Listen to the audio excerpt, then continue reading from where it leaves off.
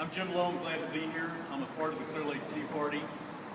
It's really a privilege to be able to spend some time talking about some of the things that face us in America and what we can do as people in Texas to change our course.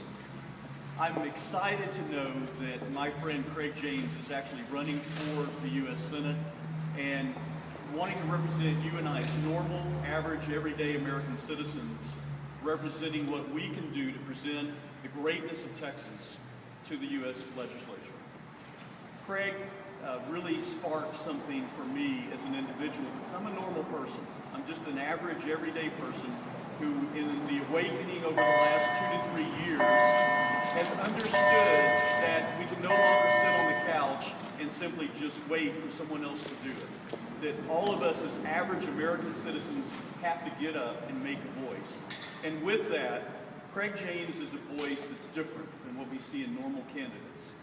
That voice is one that really shocked me because, candidly, I'm voting for Craig James because he's not a politician and he's not an attorney.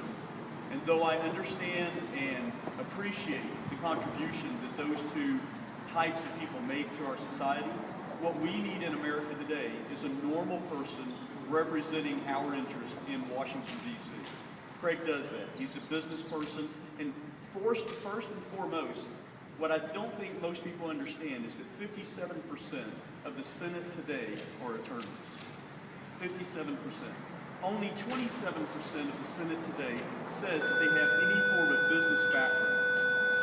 We need change in D.C. We need a person who, in fact, can represent business interests and allow people like you and I who form small businesses or work for small businesses the ability to be able to have someone to represent who we are. I was also sparked by Craig because he simply is a person who lives on principle. Anyone who will stand in front of a public forum debate and express the fact that his guiding principles are the Constitution and the Ten Commandments, that's an unusual candidate for me. You don't see that often. They happen around the U.S. today, but fortunately for us here in the state of Texas, we have a gentleman who's willing to serve us, represent our interests, and express his principles in the highest form of government, which we need in America today. And last, I've got to tell you, we need someone who's willing to not really take government as it normally is. Someone who's willing to change the process. Someone who's willing to bring a solution to government and make something out of it. That's why I'm supporting Craig James today for the U.S. Senate to represent this great state. With that, I want to take a moment to introduce someone who's a very special guest and someone who really has brought a great deal to Craig's life, I know, from the 1970s until now. In the 1970s, Craig met a man named Oscar Cripps. Coach Cripps today is joined by his wife, Jeanette, here by his side. He coached here at Stratford High School from 1972 to the year 2000. During his tenure, he became the winningest coach in Spring Branch ISD history, an amazing feat. He led the Spartans to the state title in 1978, I might add, with a running back named Craig James. He, in fact, went to a state final in 1987 and a regional championship in 1988. He was named the Texas High School Coach of the Year in 1978 by Football Magazine. I'm sure that Craig and Coach both share a great deal of pride in that event. And he became one of Craig's extreme mentors. Please join me in welcoming Coach Oscar Cripps.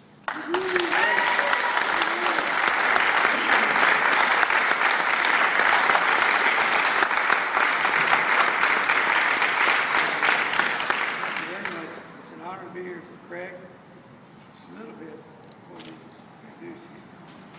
God has given us certain talents. All God wants us to do is use the talents He's given us. Craig James is a winner. Vince Lombardi, legendary football coach of Green Bay Packers, said winning is not everything, but the will to prepared to win is. At Stratford High School, Craig played on the state football championship. He also played baseball. In his senior year, he also ran track. In college, he played on the championship team in college. And in the National Football League, Craig played on the Super Bowl team that in 1985 played for the Super Bowl, played in the Super Bowl.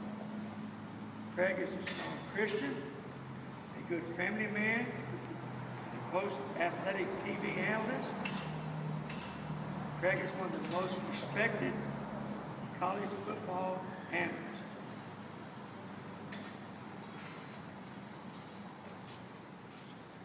Craig has always been successful his whole life. There is no reason this endeavor will be any different. It's an honor and a privilege to introduce my player, my friend, and our Stratford Spartan, Craig James.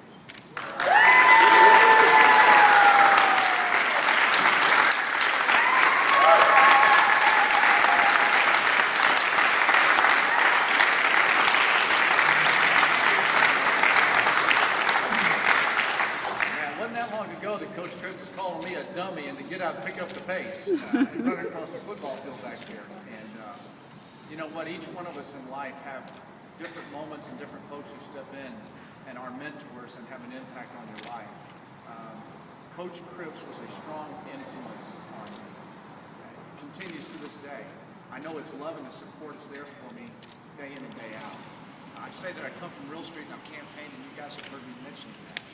Real Street started for me right here, and many of the friends behind me have been instrumental in key parts of my life and my upbringing.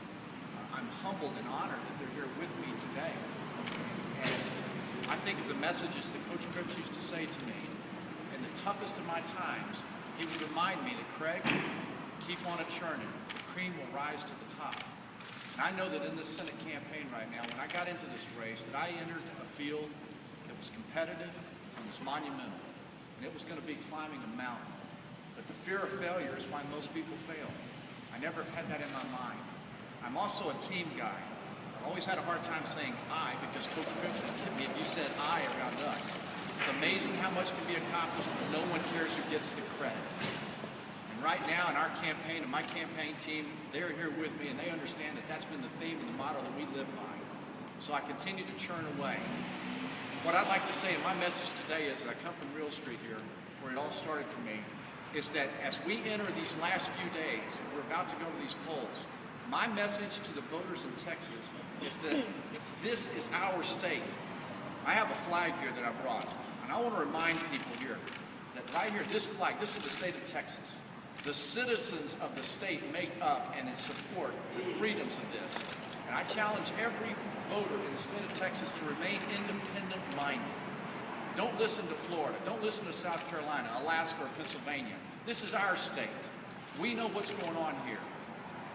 I ask you to go and to survey and to continue to look into each one of the candidates and then make your mind up about what's best for the state of Texas. That's my plea to the voters. Remain independent-minded. And if I'm the person, then I'd sure appreciate your vote and support. This isn't a beauty contest. This isn't about seeing who can get the biggest and most endorsements from around the state of Texas. I'm honored that Jim Lowe is here, representing countless numbers of key grassroots Texans who are supporting my campaign. That's what I want to say. That's what I want to show off. I was in San Antonio on Saturday. George Rodriguez, Mayor Bob Sarter, key people in San Antonio who've endorsed it, the Tracy Bradfords, and go on, the Connie Hunts. People in the state of Texas have endorsed my campaign. I don't have the money to compete with them on the airways, but I got a message that competes, more than competes. And that's what I'm counting on. That's what I'm hanging my hat on. So that's why I'm here today. The place where it all began for me, Real Street, with these people that are behind me have been support pillars for me in my life. They love me, they know who I am, and they know why I'm doing this. And I continue to say this. I come from Real Street, and I want to represent we the people. This is our country. This is not someone else's. This is not a lobbyist group or a special interest or some big power group around this country. So I appreciate you all coming today. I greatly respect and appreciate your love.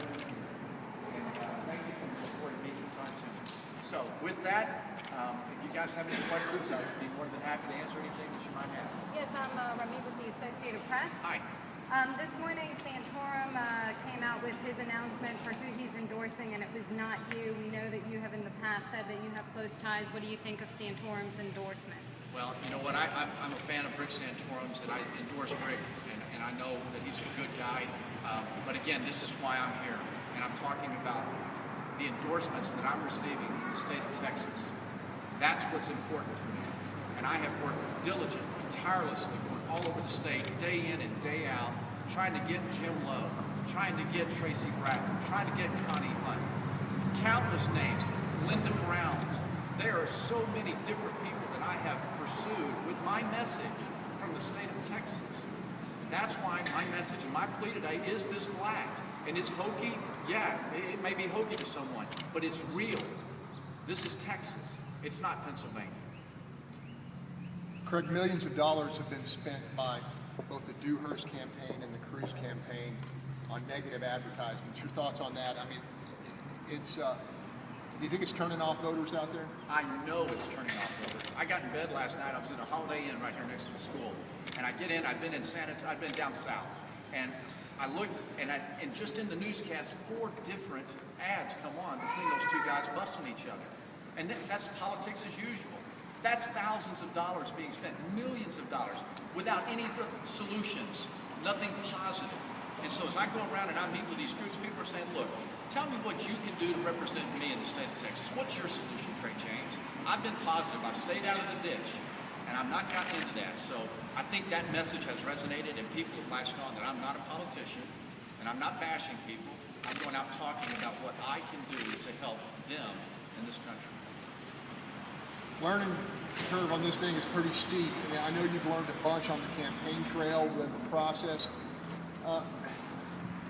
What has surprised you most about running for the United States Senate and, you know, bare knuckle nature of it, the money involved with it, and would you do it again? Would you do it again if you knew what you know now? Move to a small state and do it in Rhode Island. You know what I've learned? That voter apathy is real. And that is sad. And that's why this country's in the pickle that it's in. It's because people really have not paid attention. And I know that maybe they're frustrated, they're discouraged, and they don't think they can make a difference. But we go to meetings, and it's the Senate candidates, and we'll get 30 or 40 people show up.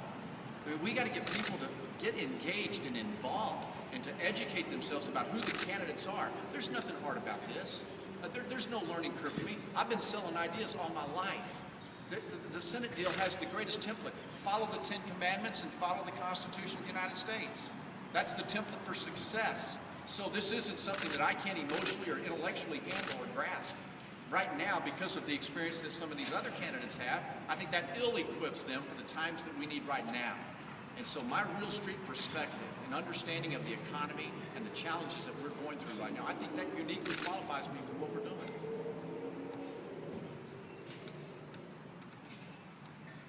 Any questions? Any other questions?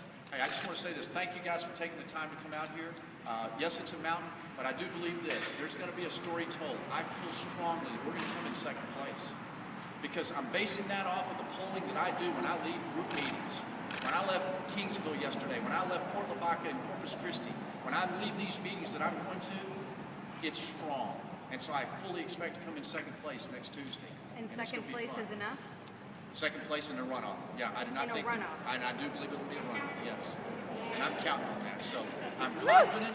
I'm confident. If you don't expect to win, you will never win. And I am very confident, based on the reaction that I've had going around. We're coming in second place. There's going to be a runoff. It's going to be fun. All right, Craig James.